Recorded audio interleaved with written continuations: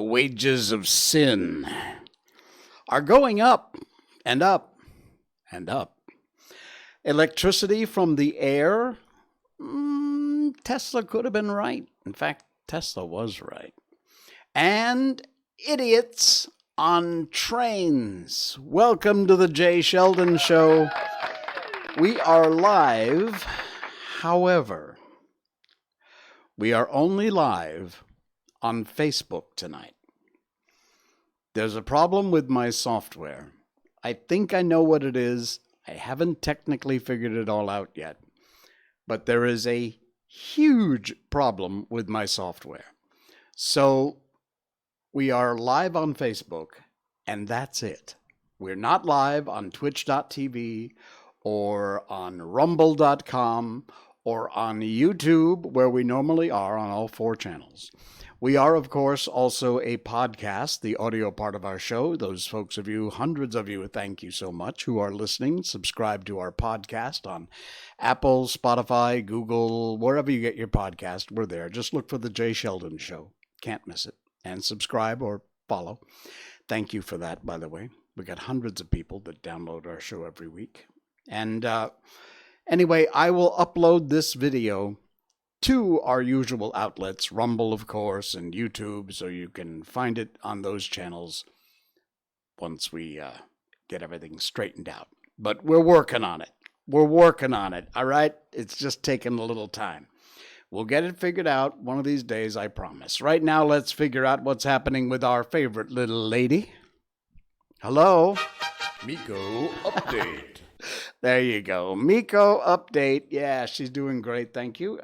She's eating by herself without us having to hand feed her. So she's gotten over this Queen Miko thing she was going through for a long time.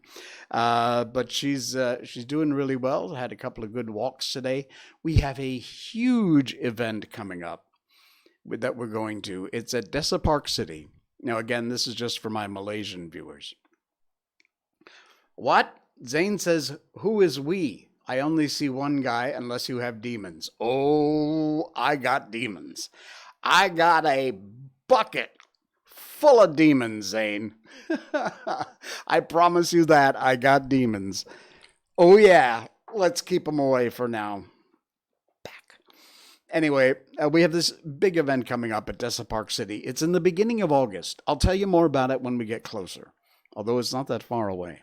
But there's like 25, 30 Shiba Inus coming. It's a whole group of us from the Malaysian Shiba Inu Owners Club.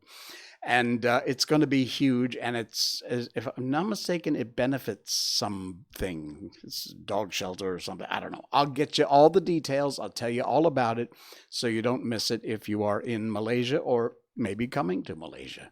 So that's our Miko update for tonight. We got a lot going on tonight and a lot in the news tonight. You know, everyone's talking about the price of gas in America, the price of everything in America. If you are in Holland, there's no food on the shelves because the idiot Dutch have been trying to shut down the farmers, and the farmers have said, as Dan Bongino says, double-barreled, family-friendly middle finger to you. And they've done this enormous blockade. The shelves are empty. And by the way, if you don't think that what's going on there affects you, trust me, that is a breadbasket for the U.S. and for a lot of the world. And the same thing as Ukraine, where a lot of wheat is grown that supplies a lot of the world. So these things, you know, it's easy to just turn the channel and ignore it and pretend it's not happening. When there's no bread on your shelves or no milk in your refrigerator, you'll realize you should have paid attention, and you should be paying attention. These things are happening. The prices are going crazy. Inflation is at an anyway, it's a mess. It's a mess. And proof of what's going on in different parts of the world affect you in your home is my home, which is Malaysia. And everything is going up here. This is an article from the World of Buzz, and like our title of our show says tonight, I can't even afford to die. price of funeral packages may rise as much as 20% by August. That's a couple weeks away, folks. Malaysians are shocked. Unbelievable. I mean, everything. There's been all this stupid headlines is from these idiot politicians. Eat less eggs, eat more eggs, don't eat so, whatever. They have no concept. They live up here. We all live down here, including me. I live down here with you guys. But here is just another spot where you may not think that it's affecting things, and it is. 20% increase, as much as a 20% increase in the price of funeral packages. Life is tough, and so is dying. This is a World of Buzz article. The link, as always, to all of the stuff we talk about is in our show notes. That's our description down below, or off to wherever the description is. You'll see it there. Now, I know on Facebook it tends to mash all the links together, but they're all there, so you're smart. You'll figure it out. Anyway, while most Malaysians have to rack their brains and find solutions to cope with inflation, some might even need to save up for their own funerals. Yeah, you read that right. It is all about the rising price nowadays, and even funeral packages are not avoiding price hikes. The Malaysian Funeral Association recently revealed that the prices of funeral packages are expected to go up as much as 20%. Funerals ain't cheap, folks. I have no idea what funerals cost. Thankfully, I haven't had to pay for one. But let's just take 10,000 as a round figure that's easy to deal with. Do you know what 20% of that increase is? Yeah, easy to figure out, right? And it's a lot of money. From August 1st of this year, they expect that because of the high rising prices of funeral goods and prayer items. Listen to this, that went up from 30% to 250%. A 250% price rise. That's insane. 2 days, 1 night package. Here you go.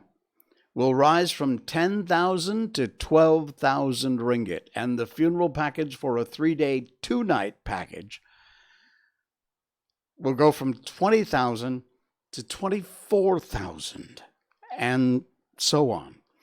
Now, forgive me for chuckling, but doesn't it seem kind of funny to have a 2-day, 1-night funeral package? It's like, okay, my stay's over. Can I go home now? It's just strange the way they refer to these things. Anyway, despite the rising price of goods, the association reminded other funeral businesses out there to be sympathetic during the tough times. Carefully consider if the decision to increase prices of funeral packages is final. The news has sent some Malaysians into a spiral of questions. All kinds of, again, this is all in Chinese, but it's translated down below in the article. Some of the comments, I don't even want to think about dying now. Rising price, that's fine. At least I don't have to think about dying now. I can't afford to die, so I might as well work hard and continue living.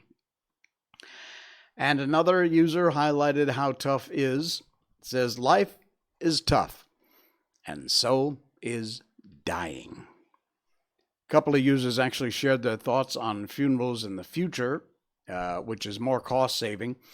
It says, when I die, just cremate me and then bury my ashes under the tree or throw them into the sea. And another one, I've told my children just cremate me in the future. It's time and cost-saving, and they can keep the money to themselves. Unbelievable. A decent monthly wage needs to reflect on the person's average living expenses, including a comfortable life and yearly travel. But if you're planning on dying anytime in the near future, I hope you got a good savings account. 20%. Unbelievable. And it's just going to continue. Keep screwing around. Look around and find out, as they say. Well, one thing that might be less expensive in the future is your electric bill. Believe it or not, look, If you don't know much about Nikola Tesla, not the car, not the Elon Musk car, although it's named for that, but if you don't know about Nikola Tesla, you need to find out. Just do an internet search and read all you can. Don't go to Wiki, because Wiki's just a bunch of bullcrap.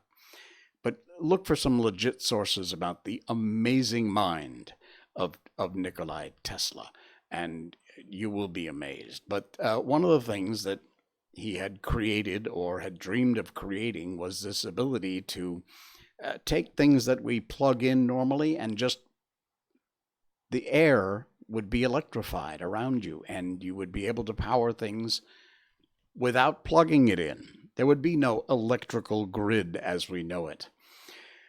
Well, I've become fascinated with this site called Big Think because it's amazing. Again, the link is in our show notes if you want to read the whole article. Please do. I encourage you to check it out. It is a headline that says, "Microbes can produce electricity from thin air." Believe it or not, scientists have finally figured out how to harvest it. A microbial organism pulls electricity from water in the air. You know, the air is full of humidity. That's what water in the air is called. Humidity, if you didn't know. But now scientists have figured out a way, there's a great article picture here, of hidden among, let me read the article, a piece of it. Hidden among the mud in the banks of Washington, D.C.'s Potomac River may be a profound new source of electricity. The microbe makes nanowires that produce a charge from water vapor in ordinary air. Every bit of air around us has a certain amount of water vapor in it. That's called, like I said, humidity. Look, this is Science 101. It's not telling you anything hopefully you don't already know.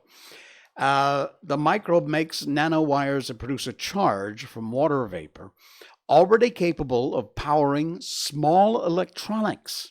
It appears that larger scale power generation is within reach. It's gonna happen.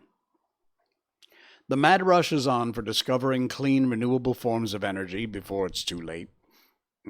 Remains to be seen. Turns out researchers may have unknowingly had it in hand for decades.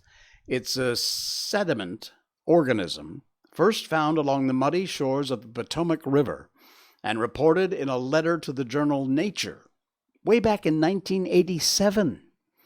Turns out this microbe, here's a picture of it, produces electricity out of thin air. One resource says we're unlikely to run out of it. University of Massachusetts Amherst scientists have just revealed their development of a device that can harvest the electricity produced by this microbe right here. Unbelievable. It's a rod-shaped microbe, Geobacter sulphuredescens is its scientific name.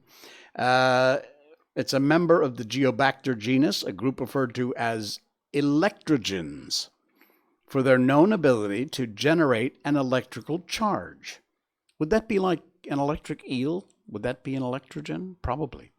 It was a UMass Amherst microbiologist, Derek Lovely, who found and wrote about the microbe in the late 80s. And his lab also discovered they have a talent for producing electricity conductive protein nanowires. Electrically conductive protein nanowires. How weird is that? And his lab recently developed a new Geobacter strain that would produce them more rapidly and, important, inexpensively. How cool is that? Engineer Jun Yao from UMass Amherst, his specialty was engineering electronic devices using these silicon nanowires. So they decided to work together to see if they could turn the nanowires into something useful. This is some sort of artist rendering of the nanowires being electrified. So they got together and they created a device called AirGen, which employs a thin film of nanowires less than 10 microns thick, resting on an electrode. I don't want to go all sciencey here on you. You can read the whole article if you want the details. But basically, this allowed them to transport the electricity created by these bacteria through the nanowires and to do something useful with it. This is amazing science stuff, folks. This is incredible. Wow. Read the whole article if you're into it, because it's really cool. The link is in our show notes. That's the description down below or off to the side, wherever it is. And check this article out from Big Think, because it's some next level stuff. And looks to me like it won't be too long before we actually wind up having something like that. Imagine that. Forget all this ridiculous windmills and all this other crap everybody's yelling about that, aren't really the solution anyway. This potentially could actually be a solution. Wow. All right. Next thing tonight that we wanted to talk about is this idiot generation of kids growing up that, how did we get here? Seriously, how did we get here? World of Buzz articles in the show notes tonight. Thank you, World of Buzz. Hat tip to you. Please, I can't encourage you enough to go over and check out their links. They do a great job of covering not just the big news stories, but a lot of the off-the-wall stuff, too. And some stuff like this, which just serves to really cook your donuts. Train user hogs the seat with her bags on a crowded train. And Malaysians are annoyed, I would say, and can relate to it. Here's a picture of this idiot woman. She's in the seat. Of course, she's got her face shoved up in the phone, not paying attention, probably just to cover herself so she doesn't have to interact with anybody. And then on the seat next to her, taking up an entire seat somebody else could be using, maybe an elderly person or a pregnant woman, are all this moron's bags. The quote here says, "I've seen a lot of people like this on the train. Selfish." Selfish doesn't begin to describe these kind of idiots. They ignore you even when they know you need the seat.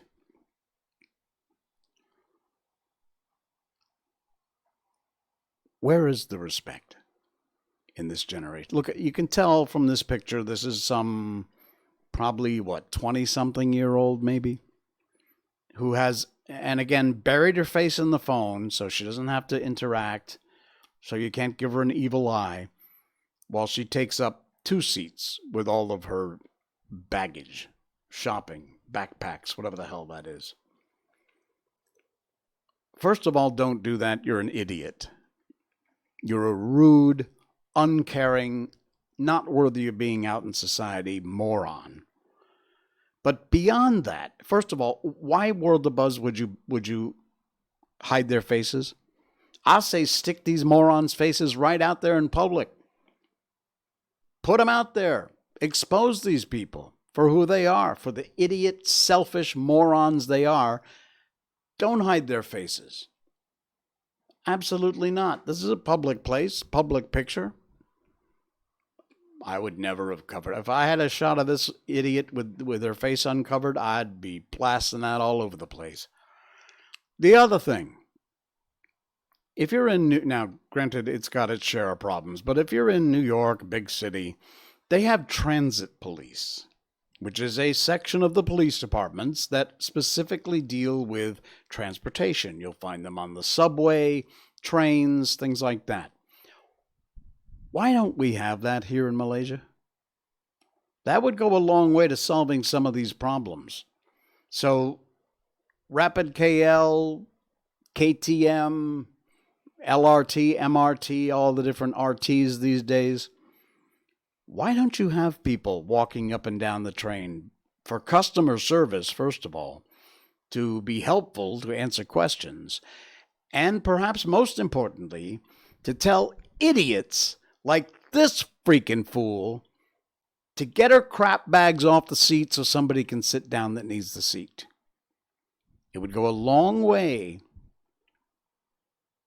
to your customer service if you provide. I mean, what's it going to cost, seriously, to pay some staff members? In fact, I'm going to guess you probably got a whole bunch of staff members who are being paid to sit around and do God all nothing. all day. Why don't you give them a uniform, stick them on the train, give them some enforcement powers, the ability to throw people off the train if you want. Well, not when it's moving, although that's not a bad idea for this woman. But no, I can't say that, okay? But if I could, I would. But seriously, we don't have this kind of thing. As far as I know, we don't have this kind of thing in Malaysia on our train system.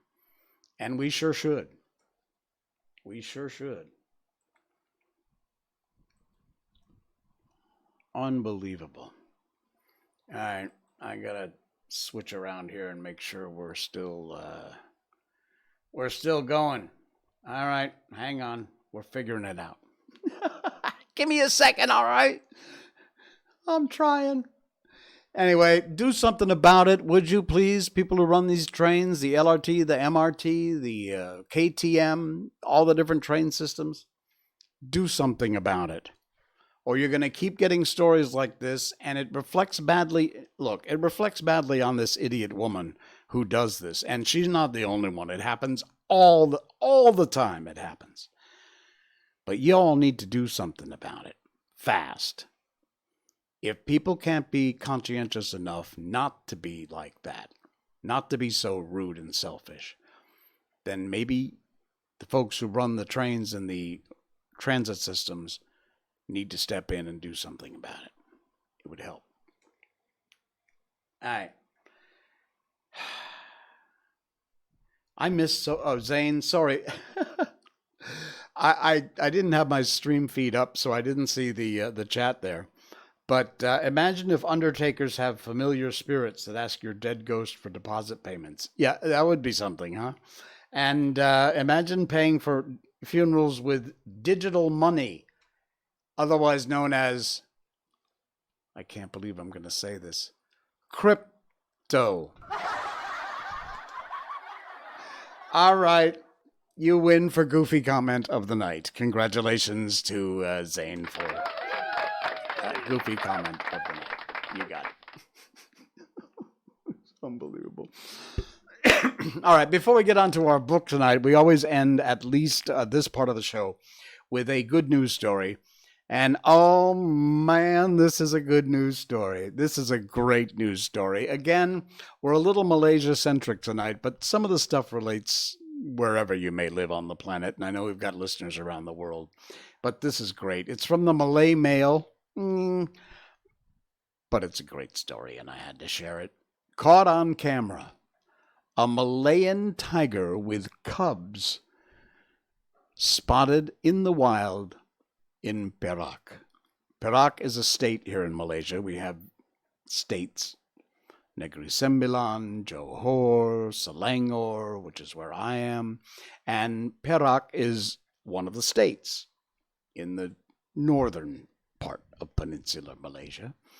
And they, smartly enough, did not say where this happened or exactly when. But they have wildlife cameras set up. The Malayan tiger is an endangered species. Sadly, they are dwindling in numbers. But take a look at this. If you're listening to the podcast, please check out the link in our show notes, or you can check out our video on rumble.com or Facebook or YouTube. This is a trail camera that captured this image of Mama Tiger, and if you look closely, there are 4 tiger cubs following along, caught on the wildlife camera. How about that? Amazing. New images of a female Malayan tiger and her 4 cubs in tow were captured on camera traps in the wild in Perak. In a statement, Worldwide Fund for Nature Malaysia, the WWF Malaysia, said the photo, there we go. The photo was captured earlier this year and showed 3 cubs positioned in front of the mother, with the 4th cub, why is it doing that? Stop it. With the 4th cub on her right. And the executive director and chief executive officer, Sophia Lim, said this was a welcome sight. Indeed it is, especially in the lead up to Global Tiger Day celebrations, which are coming up this month. And what a fantastic piece of news, and an absolutely, let me show it to you one more time, an absolutely amazing photograph caught on the wildlife cam of Mama Tiger and her 4 babies in Perak. Wow, that is amazing. Let's hope we find more of them, because they are getting few and far between, and they need to be protected. So, as so many of our species, if you're listening from other parts of the world, I know I talk a lot about Malaysia and different things, but for example, this Malayan tiger, we have so many species here in Malaysia that are endangered and not endangered. The wildlife, the flora and fauna we have in this country is absolutely amazing. If you look, and I think nowadays they've probably opened up the board. I don't know all the rules with the pandemic and all that other bull crap, but you can pretty much come in and be a tourist these days in Malaysia, and I highly encourage you to do that, because it's an amazing country. It is a wonderful place. The people, we highlight some of the fools now and then, but these are the 1% idiots. Some of them even run the country. But these are the 1%ers. For the most part, look, I've lived here for 20 years now.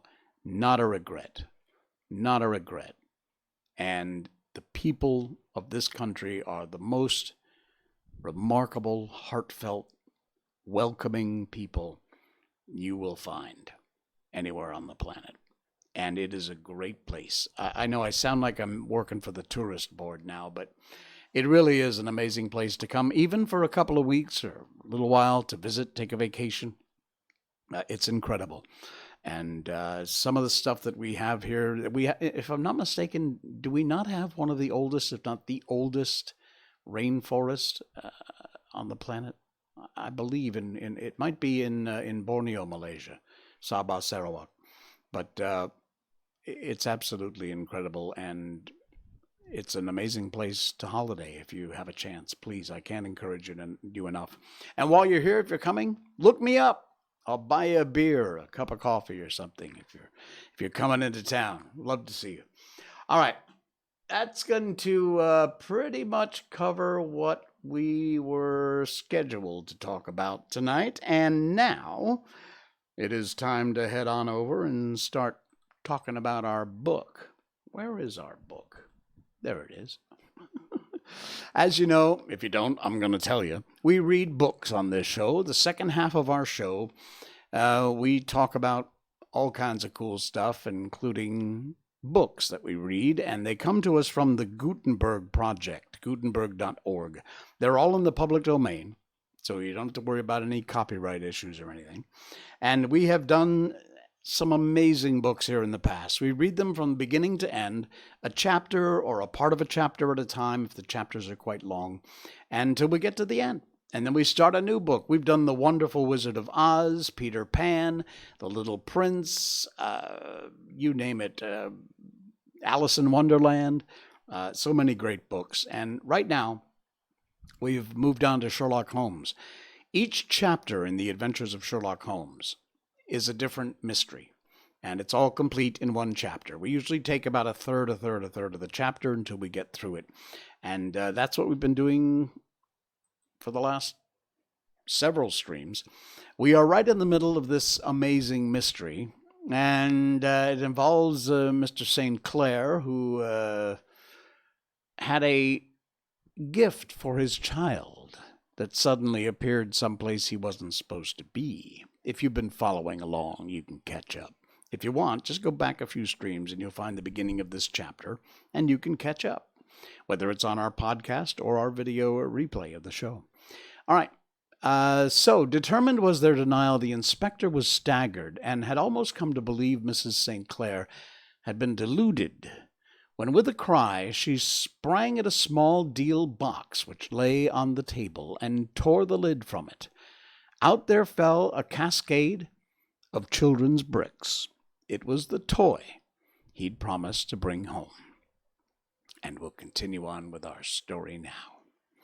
This discovery, and the evident confusion which the cripple showed, made the inspector realize the matter was serious.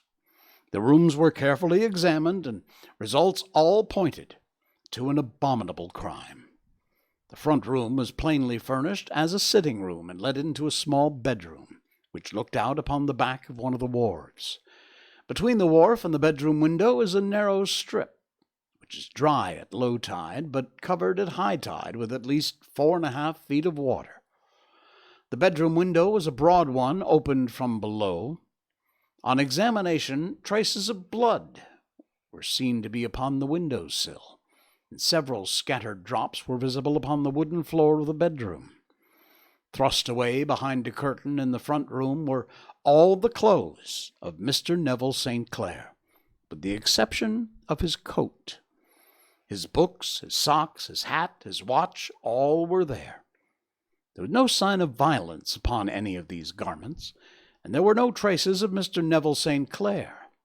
Out of the window he must have apparently gone, for no other exit could be discovered, and the ominous blood-stains upon the sill gave little promise that he could save himself by swimming, for the tide was at its very highest at the moment of the tragedy. And now, as to the villains who seemed to be immediately implicated in the matter.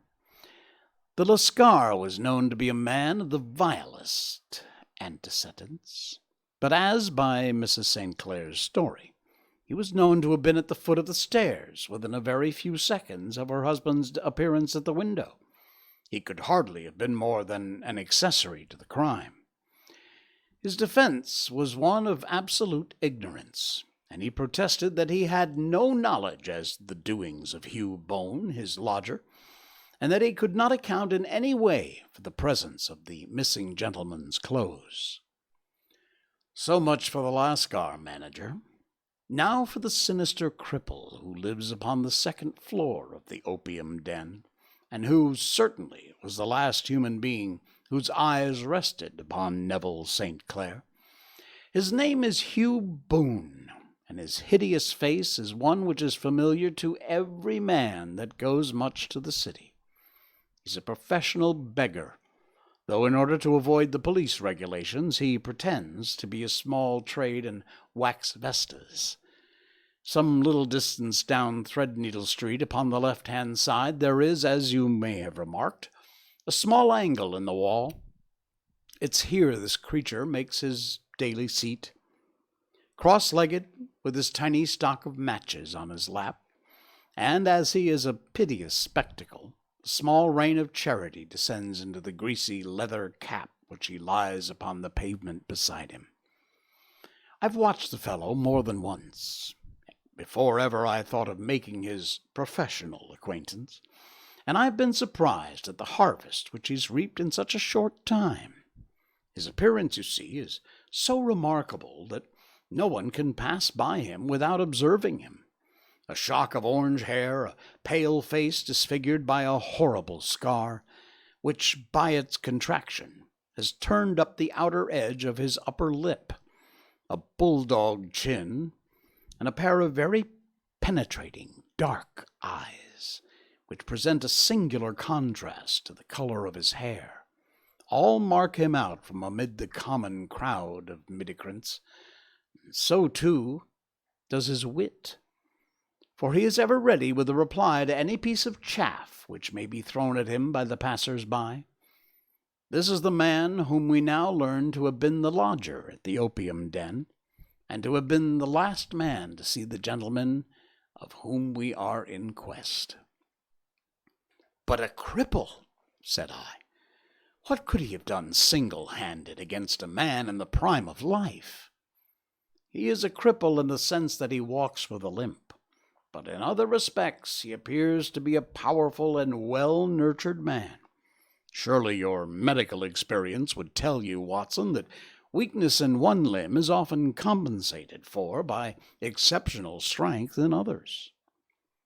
Pray, continue your narrative." Well, Mrs. St. Clair had fainted at the sight of the blood on the window. She was escorted home in a cab by police, as her presence could be of no help to them in their investigations, Inspector Barton, who had charge of the case, made a very careful examination of the premises, but without finding anything which threw any light on the matter. One mistake had been made in not arresting Boone instantly, as he was allowed some few minutes during which he might have communicated with his friend the Lascar. But this fault was soon remedied, and he was seized and searched, without anything being found which would incriminate him. There were, it is true, some blood stains on his right shirt sleeve, but he pointed to his ring finger, which had been cut near the nail, and explained that the bleeding came from there, adding he'd been to the window not long before, and the stains which had been observed there came doubtless from the same source.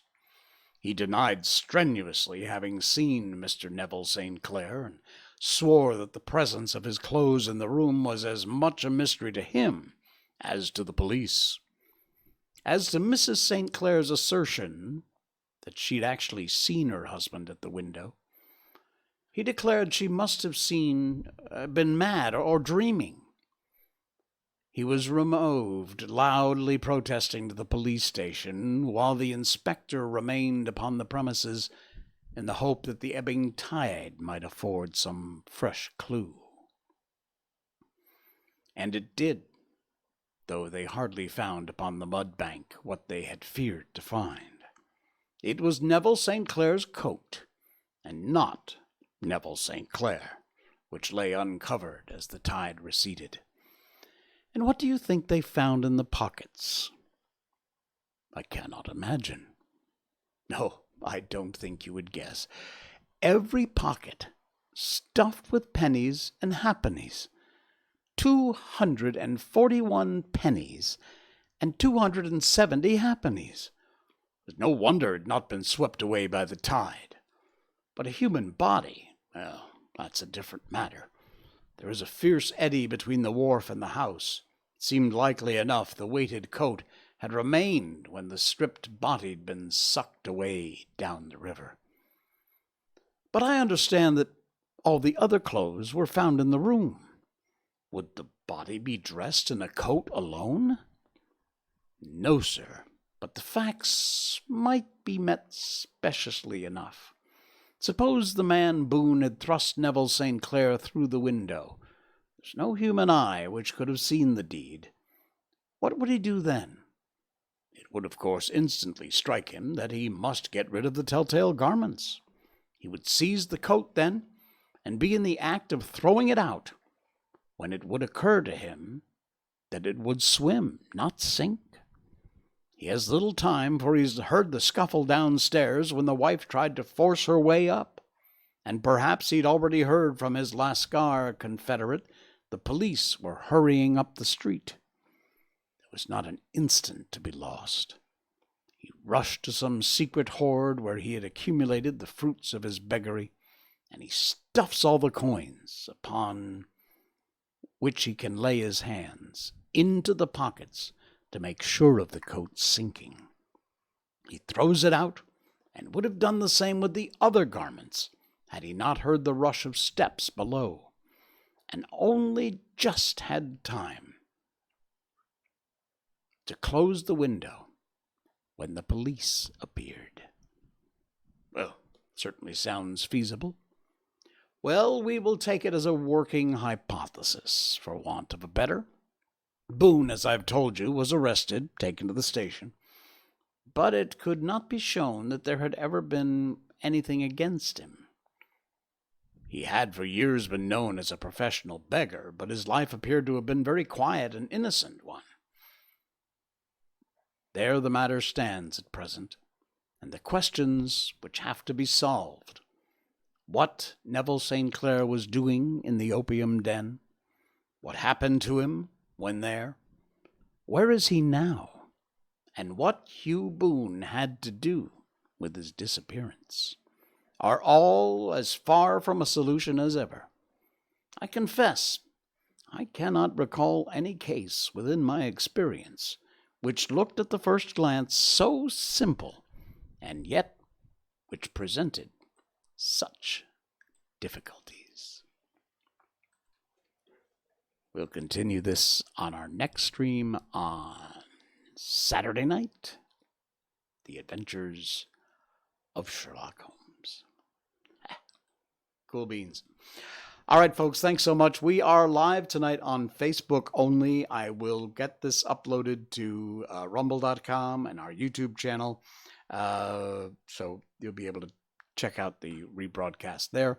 Yeah, I think that's just about going to do it for tonight. Cool beans. I will see you again on Saturday night. And be sure and join us. Thank you, by the way, for all the folks who've signed up for our podcast, the audio part of our show. You can find that on Apple Podcasts, Spotify, Google Podcasts, Stitcher, Radio Public, wherever you get your podcasts, Geo7 in India. And we will see you again. That's the Jay Sheldon Show. I'm Jay Sheldon. Have a good night.